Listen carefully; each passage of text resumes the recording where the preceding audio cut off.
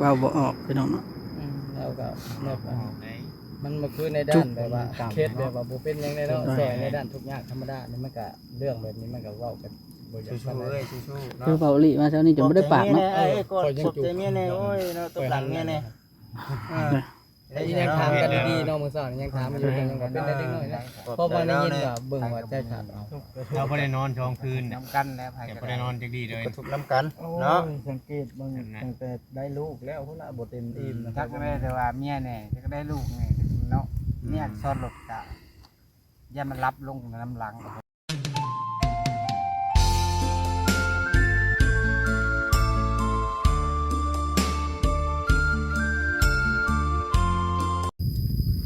สบายดีเด้อพี่น้องเนาะทักทายสบายดีพี่น้องกันเบิดสุคนพี่น้องเนาะมื้อนี้ มาไว้อะไรน้องเพิ่นอยู่ที่บาซ่าพี่น้องเอ้ยเนาะว่าเป็นจังใดพี่น้องไปเบิ่งน้ำกันปะมาหลายคนกับบ่าวจิตแล้วก็บ่าวเวียงบ่าวบอสแล้วก็พ่อแม่เพิ่นแล้วก็เป็นคนข้างเพื่อน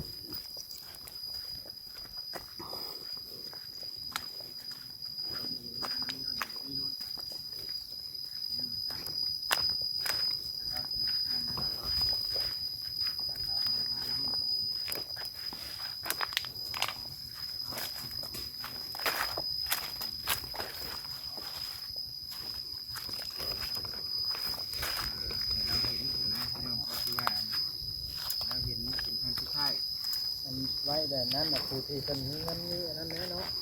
ผู้ใหญ่เราเล็กน้อยเราบ่ได้เก็บ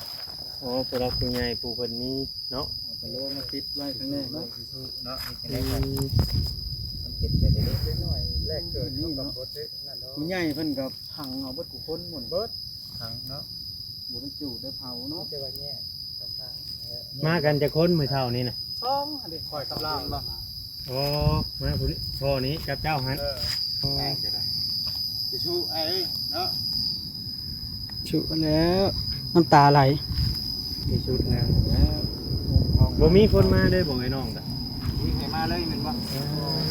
กันพักเนาะ บ่ฮู้เนาะว่า ชิม อาจจะติดเวียกเนาะ งามน้ำให้น้ำหน้านี่ หรือว่าบ่ฮู้ดีบ่ ก็เป็นกระทันหันตัวละแล้วยามมันเป็นเนาะแบบนี้เนาะบ่คิด มันเป็นได้เด้ซะ ทุกข์ใจเนาะเอาเวียง กันยามแบบนี้แล้วยามไหนมันสำคัญเรื่องดอกเบี้ยงานเพราะว่า เจ้าว่าพาเพิ่นมาขออนุญาตเด้อขอ แล้ว เนี่ยแสดงว่าหมู่บ้านอันนี้นี่เพิ่นจะหันปรุงแบบนี้เนาะปัดแต่แล้วกว้างบ่นี่แล้วมาทางเส้นนั้นมันมีทางเส้นหนึ่งแม่นบ่นะทางเส้นหนึ่งล่ะไปมาเหลือค่าขี้ดินทราย อันนี้ฮะแบบว่าคนแบบตายเจ็บตายโซได้พังถึงตายอันนั้น อุบัติเหตุบ่ อุบัติเหตุหรือว่าตายยังเขาเอิ้นตาย แต่มีแห้ง พังเบื้องซึ่งสื่อกันนี่แหละ แสดงว่าเพิ่นบ่ได้ทำการเผาเนาะมีแต่ แยกซื่อ เนี่ย ๆพังเบิดแต่ว่าแยก เอากระเบื้องมาปูปิดไว้อย่างดีเลยกว้างเติบได้พี่น้องเลย แต่ไว้นอกไปแล้วพอถ้าได้เห็นก็จะมีกัน โอ้แบบว่าเพิ่นเอามาไว้โดนแล้วแต่ว่าแล้วเพิ่นจะค่อยมาเฮ็ดก็ได้บ่ ได้ เฮ็ดแบบนี้ บางคนเขาก็แบบว่าผู้เขามีแน่ก็พอเดือนเขามาเห็ดแล้ว2-3 เดือนเท่านั้นเขามาก่อครับได้ปีแล้วพวกไว้นอก คือว่าเห็นเพิ่นเฮ็ดมันมากเลยนี่กันเนาะ แป้นมันเป็นตะยาน โอ้แต่ว่าเพิ่นเป็นญาติกันบ่จักสอง ก็แม่นแหละ เนาะแปลกบ่เคยเห็นนะนี่ครั้งแรกได้ที่เข้ามาแบบนี้ เขาเป็นภาษาบ้านอื่นที่ว่าเขาจุดนะ โอ้ แห้งเลยเขาย่านว่าอันภาษานี่เอาไปเอามามันบุกเป็นตะยานแล้วมันแป้นมันจะคือบ้านคนนี่เนาะคนเอิ้นว่าภาษาศาสนาคริสต์เนาะมันปัดแป้นนะมันบริเป็นตะยานมันปัดคือบ้านคน ครั้งแรก บ้านเมืองคน นี่คือขุมไหนนี่บ่จิต เนาะ แม่นเบิดเด้อนี่นะ แม่นเบิดบ่นี่โอ้ที่จริงนะแม่นเบิดอันนี้เถอะคือว่าน้องเพิ่นไปสู่สุคติแล้วเนาะเฮาก็มาส่งน้องเพิ่นเพียงซำนี้ถ้าเพิ่นอยากมาเกิดเป็นลูกเฮาอีกอะในภพชาติหน้าก็ยังยินดีเอาคือเก่าเนาะเนาะดีเถอะคนอยู่ก็สู่ต่อไปพี่น้องเลยผมมีภัยอยากเป็นไปนี่ดอก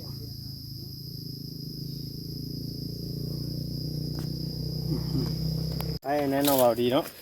แม่น มีแต่เฮาได้ติดไปแบบที่เนี่ย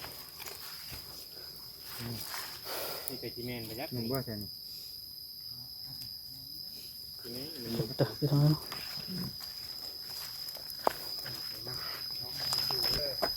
เวียนหัวพี่น้องเลยเนาะบ่ฮู้เป็นหยัง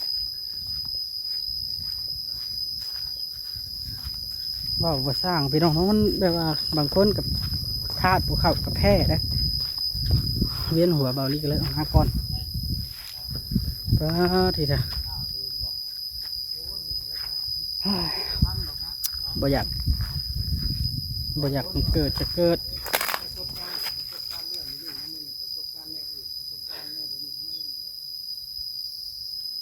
เฮ้ยมีแต่ว่าถ้าซอยก็ซอยผู้อยู่บ้านนี้พี่น้องเนาะผู้เสียเพิ่นก็ไปสู่สุคติแล้ว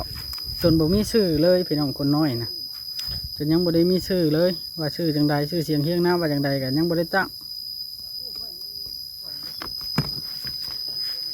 งเลยว่าชื่อจังนั้นจังนี้ยังบ่ได้เว้าเลย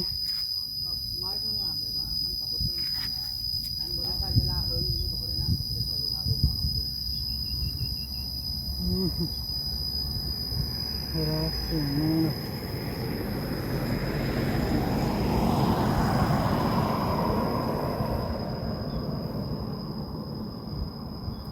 นี่ก็บ่แม่นว่าทีมงานเฮาล่าช้าหรือหยังพี่น้องเนาะเพราะมันคืนเดียวที่ว่าหลี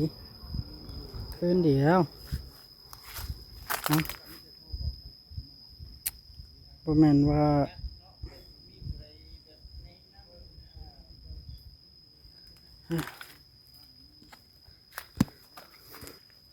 แคมทางเลยพี่น้อง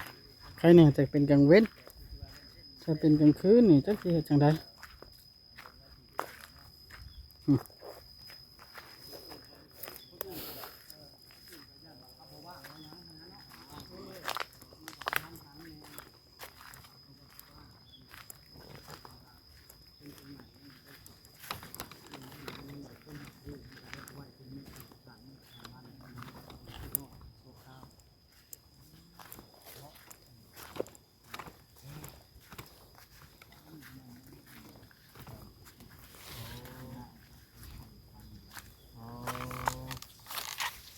เจ้าอันอยู่มาโดนเติมเนาะให้จักแหละเป็นง่ายเป็นยังเนี่ย ให้เขาอันเฮ็ดทางเส้นทางอันนี้จะถือคุ้มไผบ่จักแล้ว แม่นบ่บุกเลยแม่นบ่ ของใครเอาออกทันกับทันบ่ทันก็บ่จัก ที่ว่าหนทางนี่คือแม่นเบิดเลยหนทาง หักก็บ่ทันเนาะมีแต่พ่อแม่เลยว่าให้ฟัง โอ้ตัดเลยเนาะหนทางกันเนาะ มันก็หักมันก็บ่ถึงขั้นว่าร้ายขนาดนี้ดอกแต่ว่ามันอาจสิมีอยู่แบบว่าถือขนาดตัดทาง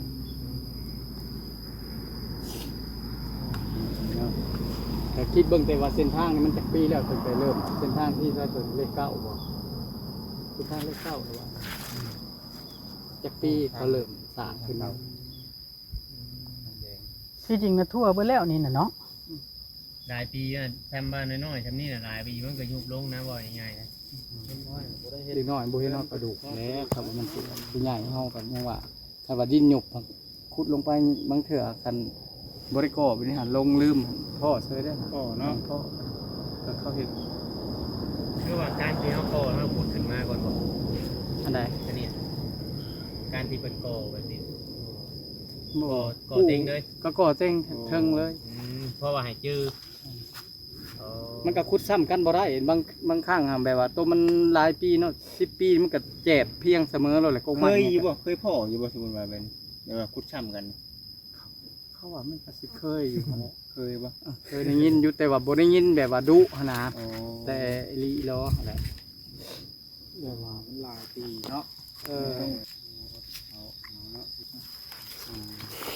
มามันเกิดเลยเนาะมันเกิดมาเป็นครั้งสุดท้ายซะ โอ้ ตอนมาหา ตอนที่ว่ามาอันเอาน้องเพิ่นมาน่ะทั้งแม่เพิ่นบ่ได้มาเนาะ บ่มีรถมานะไปคอยเข้ามาแบบ สองคนมาสองคนเนาะฝนตกอยู่บ่จังนั้น บ่ได้ตกเนาะ เลยนับถือใจอ้ายผู้นี้เด้เพิ่น เป็นบ่ เพิ่นแล่นนํ เด่น แต่ว่าเนี่ย เด่นน้ำไม่ดีติ ก็แก้ได้นะค ค อย นเที่ยวไร่เลยแมันบ่ คิดไปเป็นนี่แหละคอยก็ยังเคยมีครอบครัวบางเถื่อมื้อหน้ามื้อในเฮากับนั่นเถื่อเฮากับมีคนเบิ่งคนซอยเฮาคือกันหั่นนะ บางทีบ่มาสร้างเลยเนาะ ทำไปแบบนี้แหละซอยกันสั่นซอยได้แหละมื้อหน้ามื้อในเฮาตกไฟได้ถูกอ่ะเขาบ่ซอยกันลางเถื่อมีคนอื่นและซอยเฮาคือกัน บุญเนาะ เออ คนเฮามันบ่มีดีขึ้นตลอดไปได้บาง และ ที บ่ เนาะ แม่นสิหวังแต่ว่า ถ้าแต่ทวงบุญคุณนำเขาบนบ่แม่นอันบุญที่เฮาซอยสิ่งที่เฮาซอยครับบางเถื่อก็มีคนซอยเฮาคือกันครับตกไปเลย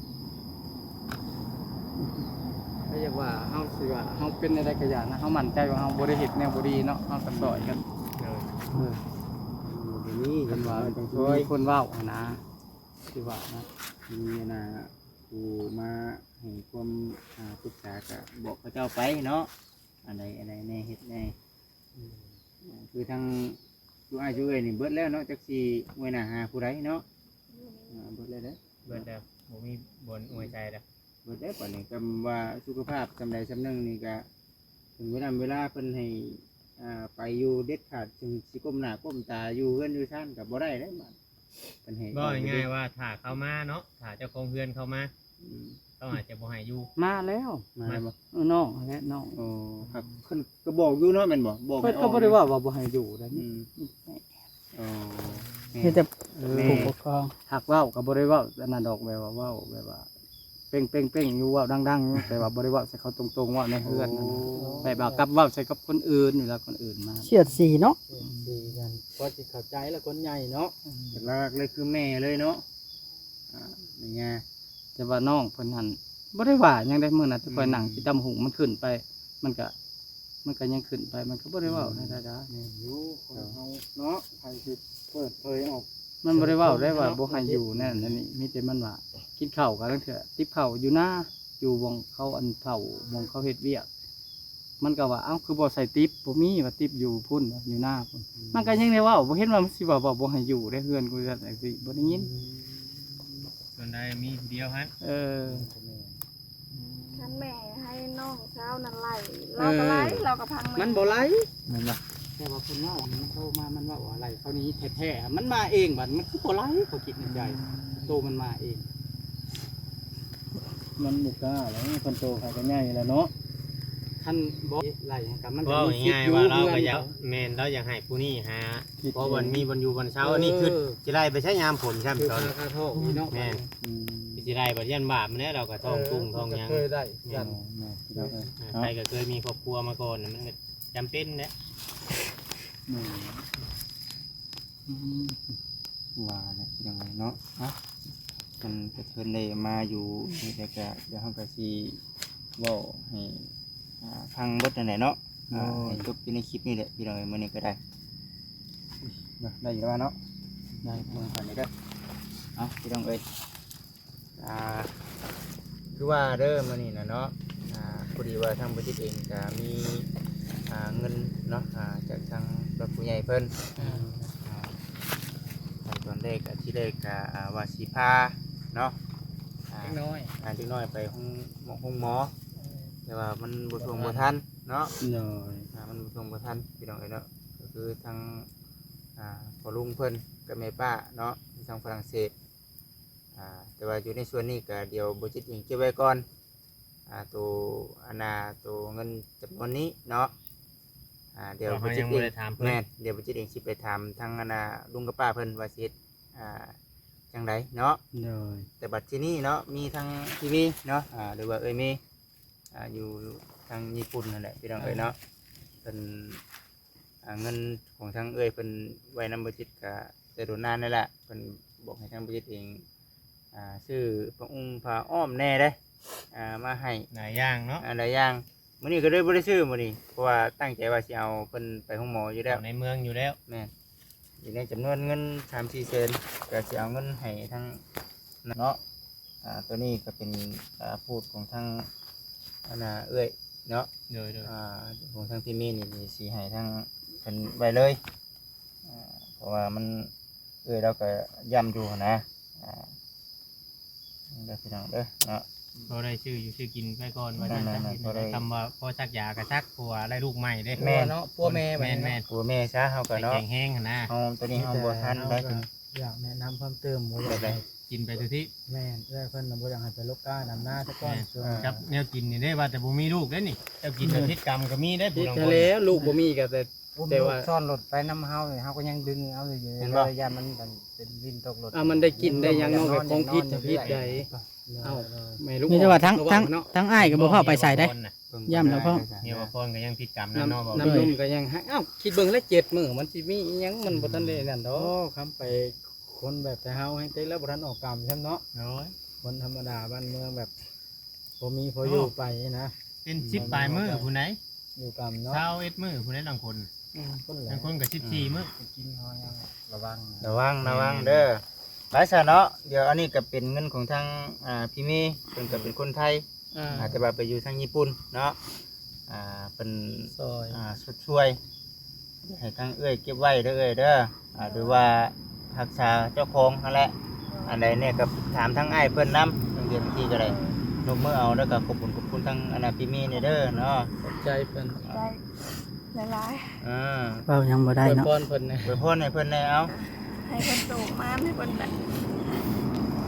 ให้รวยให้หางให้มี เว้าบ่ออกพี่น้องเนาะ แล้วก็แบบ ได้ มันมาคือในด้านแบบว่าเคสแบบว่าบ่เป็นหยังไงเนาะซอยในด้านทุกอย่างธรรมดานี่มันก็เรื่องแบบนี้มันก็เว้ากันบ่อยาก สู้ ปาน ๆ ใด เอ้ยสู้ๆเนาะ คือเว้าลิมาเช้านี้จะบ่ได้ปากเนาะ เอ้ยกดขอบใจเมียแน่โอ้ยเนาะตบหลังเมียแน่แล้วอียังถามกันดีๆเนาะมื้อเช้านี่ยังถามอยู่กันยังว่าเป็นได้เด็กน้อยนะเพราะว่าได้ยินว่าเบิ่งว่าใจขาดเอา เราบ่ได้นอน2คืนน่ะ น้ำกันแล้วไผ แต่ ก็ บ่ได้นอนจักดีเลย กระทุกน้ำกันเนาะ สังเกตเบิ่งตั้งแต่ได้ลูกแล้วพุ่นน่ะบ่เต็มอิ่มนะค จั รั ก บ ก็ได้แต่ว่าเมียแน่จักก็ได้ลูกแน่เนาะเนี่ยซ่อนรถกะยามันรับลงน้ำหลังก็แล้ว ตำตา บัดที่นี่น่ะเงินส่วนของทางพี่มีน่ะคือบ่จิตได้มอบให้แล้ว ส่วนเงินของทางป้ากับลุงน่ะเดี๋ยวบ่จิตไปปรึกษากับแม่นๆปรึกษากับผู้ใหญ่ก่อนเด้อพี่น้องเด้อเนาะ ว่าเพิ่นสิให้เฮ็ดจังได๋ เฮ็ดแบบใด ให้เฮ็ดแบบใดอันนี้ก็ยังว่ากันอีกเทื่อมีแต่ชูเจ้าสองคนนั่นแหละเบิ่งกันเนาะอันใดที่ว่าเป็นหืดเป็นยาเนาะ โดย มาใส่ชอกมาใส่อย่างแหละไอ้ผู้เป็นแม่นี่แหละบาด แล้ว เนาะ แห้ง คันว่าเราสิเป็นการน้ำผักผ่อนบ่เพียงพอแล้วเนาะบ่ได้รับได้นอน อืม ถ้าว่าเรื่องอื่นเนาะบ่ได้นั่น ย่านเวลาก่อนลูกเสียเลือดเสียยางร้ายคือว่าแหละอ้ายเพิ่นว่าสิไปโลการับจ้างได้ยินเมียเพิ่นว่า พ่ แม่ อไปก็อย่างนี้เด้นี่ เซาเด้อมื้อนี้ พ่อไปเด้อ เบิ่งกันไปก่อนเนาะ เบิ่ ดู ง แล ก่อ กัน น เบิ่งก่อน ดูแลไปก่อนดูแลกัน ญาติว่ามื้ออื่นญาติบ่แน่เนาะแล้วเทื่อมื้ออื่นมื้อหยังได้จะได้มาอีกก็บ่จักเนาะแบบนี้ครับดูไปก่อน เงินกับผู้รักผู้ใหญ่เพิ่นมอบให้เด้ถึงที่เฮามาบัด ให้เบิ่งกันก่อนว่าง่ายๆซะ บางเทื่อมีผู้ติดต่อมาจากซอยเลยเนาะ ครับเป็นไปได้เนาะเทื่อได้ดินดอนต้นหญ้า มันก็บ่แน่มีผู้ใจดีโดย อ้างน้ำมันบอนอยู่บนเช่าในกับปานนั่นเดี๋ยวนี้นะ เพื่อนเขาเจ้าเขาก็ยังล็อกไว้ในห้องที่ว่าไปทั่วบ่ได้ว่าง่ายอยู่เพื่อนหักไปทั่ว ก็บ่มีดอกไผกับพระใส่ ใจเหมือนเนาะ อยู่เฮือนหักได้อยู่แต่ทางนอก แม่ อันนี้ก็พอสมควรเนาะ สู้ๆเด้อสู้ไปก่อนทั้งอ้ายกับเอ้ยเนาะเป็นได้ซะอยู่ป่าอยู่ร้อนเลยพี่น้องเอ้ยมื้อนี้ก็เอาแบบสดๆร้อนๆเนาะอยู่นี่ อย่างทางทีมงานเฮาก็เบิ่งไปเรื่อยๆเนาะเพื่อเขาได้พบช่วยกันเล็กๆน้อย และให้ทางเจ้าเองก็บ่มีไผซะเนาะบ่อยากให้มันเป็นอย่างนี้นะบ่มีไผ แม่นและ FC บางท่านเพิ่นยังบ่เข้าใจเด้ว่าทีมงานเฮานี่คือซ่าโพดเพิ่นว่า จัก จะ สิ ห ว่า ลาย จั ค ง อม ได๋ เมนต์อยู่ นี่ว่าไว้สุดได้อัน เพราะมัน ที่ว่า ขึ้นเดียวเนาะ บ่ได้คืนเด้อันที่ว่าติดต่ออัน ตอนเช้าเนาะ ไม้ถึงว่าติดต่อหันทีมงานทำมาไว้อยู่แต่ว่าคนที่ซอยทำเลยว่ามันก็บ่ได้มีแบบว่าเอาลงปุ๊บเลยมามีโดดเนาะ เพิ่น มั ก็ น บ่ได้เห็นในทางที่ บางคนก็ ที่ เบิ่ง พิ่นนอน มีแต่ว่ามีแต่ออกความคิดเห็นเนาะมันบ่ได้หมายความว่าสิว่า ลงปุ๊บแล้วมีอันนั้นโลดมันก็ไว้ได้คือกันคันว่าน่ะ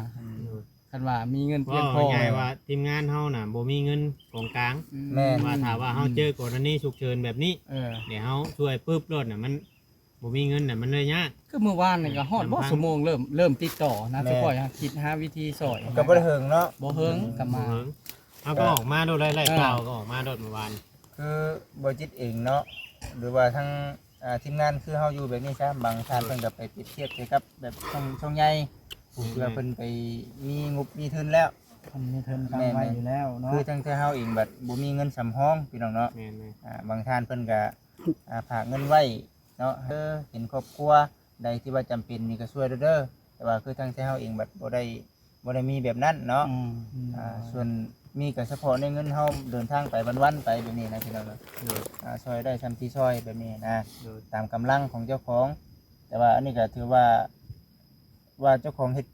ดีที่สุดแล้วล่ะเนาะนั่นแหละจังหวะจึงนั่นอยู่พี่น้องเอ้ย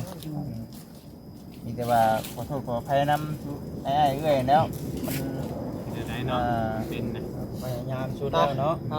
ไปเสียได้เนาะเดี๋ยวสิไปส่งทั้งอันนี้ก่อนพี่น้องเนาะสบายดีเนาะเดี๋ยวสิไปส่งเนาะทั้ง เป็นก่อนพักผ่อนก่อนเด้อเด้อขออภัยครับ โดย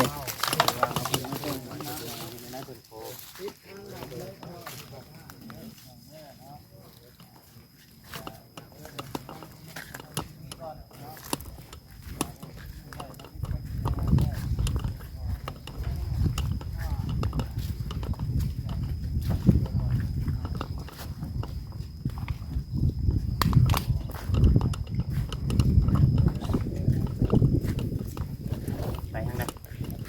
จะค่อยสิออกไปหาเงินแล้วก็ซื้อเครื่องให้เพิ่นโลดเนาะแต่อะไรจำเป็นเนาะแล้วเจ้าถ่ายไปหาไอ้สิงก่อนบ่ไปอยู่บ่มื้อนี้ ว่าสิไปอยู่ก็บ่จิตได้เข้ามาพี่ โอเคไป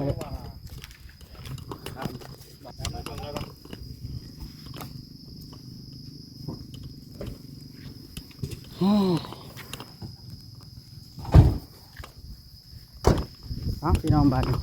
ขอรีบสิขอตัวก่อนพี่น้องจะฝากพี่น้องเป็นกำลังใจให้หน่อยเด้อพี่น้อง